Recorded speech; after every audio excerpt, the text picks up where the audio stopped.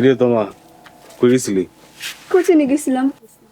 কিন্তু তুই একলা কে, তোর বান্ধবী কই? আর মন ভালো না, এলে কাহিনী।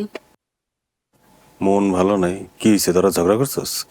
ও একটা পোলার পছন্দ করে, কিন্তু আরে খুঁজে পায় নাই, এলে মন খারাপ। কোন ফুলারে পছন্দ করে? এটা তো নিজেই জানে না। তয় আর জানলার সামনে নাকি চিঠি ফেলাই রেখে চলে যায়। জানলা দিয়া সিটি দিয়া চলে যায়? ওই কই ফুলারে দেখছে? না, তা দেখে নেই।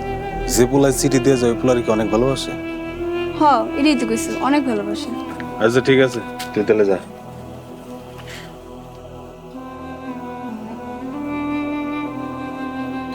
মিতুর জানলা দিয়া তো আশাবি চিঠি ফেলায়, কিন্তু মিতু জানে না মিতু পছন্দ করে যে চিঠি ফেলায় তারে, আশরাফরে না। এই সুযোগটা আমার কাজে লাগাইতে হবে।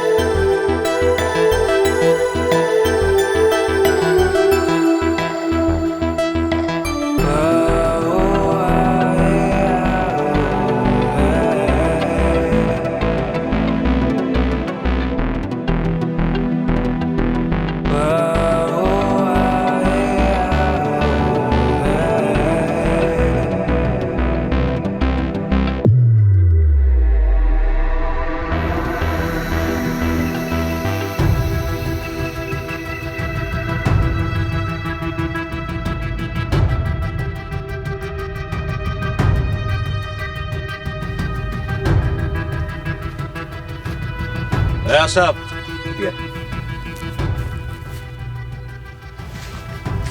বন্ধু তোর বেড়া কই পলাইতেছ?